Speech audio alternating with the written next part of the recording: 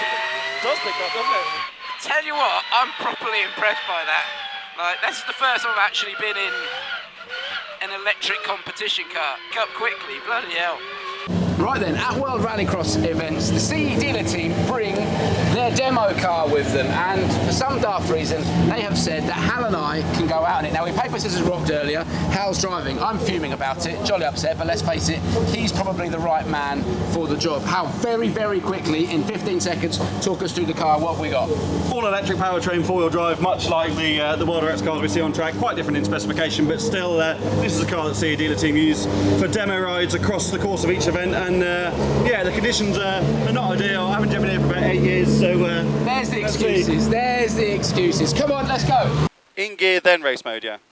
Yeah, okay, perfect. Mate, have you driven one of these before? You've got a driving licence. I just wanted to check. So we're going to pull up to the grid. I've never pulled up to one of these start bollards first. Let's see if we can do it without knocking it over, messing it up. So you've got to pull up to it till it goes green. So let's keep rolling. Keep rolling. Da, da, da, da, da. Keep going, keep going. Stop! There we go, into neutral. Lovely.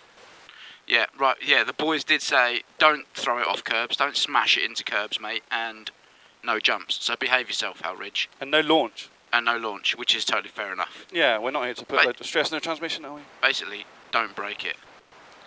Yeah, thanks for that. First gear, race mode. Let's go. Right, nice and gentle on the throttle to start with.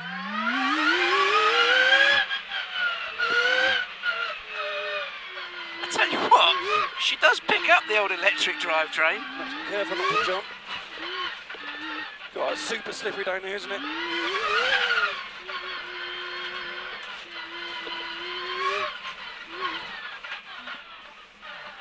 That was very well behaved of you, Hal Ridge. God, it does pick up, doesn't it? Tell you what, I'm properly impressed by that. Like, this is the first time I've actually been in an electric competition car. It doesn't half pick up quickly, bloody hell. Like, I know we talk about it all the time, you get instant torque, but when you feel it... Oh, she's slippy, lad. Well, the first thing I'd have to say is, you know, I've never been in a proper, fully electric competition car before, and instantly, we talk about it a lot in commentary, don't we? The instant torque that you get 100% of the torque values immediately, and you don't half feel it. It was incredible. For me, that was the instant difference between internal combustion, which is more linear, isn't it? Whereas electric's just like that, it's either on or off. It was incredible from that perspective.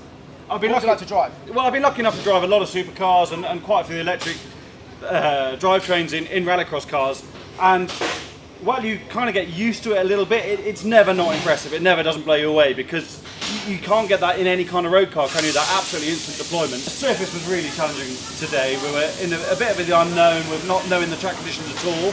It was super slippery. Not your car. Never driven on the Hoosiers. Harvard Ronaldo, who was so gracious to let us do it in the first place from Sealer team, said, what's your address? If I'll find out what it is if you come back and have broken the car. Loads of pressure, because they need this car for the promotional activity they're doing this weekend and the rest of the year. So there was a degree of pressure there. But I think overall we did experience what it's capable of, and you're totally right. That raw performance has to be experienced to be believed almost, because that linear delivery. Manfred Stoll, who created the starred powertrain that was another concept used in rallycross, used to talk about it being an elastic band that doesn't break. You know, with an internal combustion car, you've got a lot of gears and you feel every gear change, whereas with the acceleration here, it's just, as you say, totally linear. Just keeps on pulling. I would say as well, obviously I was sat in the passenger seat, so you can't really feel it, but there were moments when we were a little bit sideways and that you would just bury the throttle and instantly it pulled itself out of trouble. But what was it like from a weight point of view, and not having, you talk about all the drivetrain, the prop shaft, going down the box, being able to manipulate the car the way you want it. You can't drive these in the same way that you would drive an internal combustion engine car. You're totally right, and having raced a supercar and stuff, you do use the gear shift not only to help with the engine braking, but also to change the balance of the car under braking, and that's a big part of driving an RX-1 car, a supercar. Very different in these electric cars. For one thing, you don't notice that the noise is different. When you're driving, you're so immersed in the experience that you can forget about the noise difference. That doesn't matter. The weight is higher, and the cars are heavier than an RX-1 car. The weight thing is also tricky though in these conditions. It was so slippery, and yes, you can jump on the throttle and have the car pull itself through, but as Tommy Howman, the regular demo driver for CD Dealer Team, explained to me, he was like, do you want Clara settings or do you want my settings?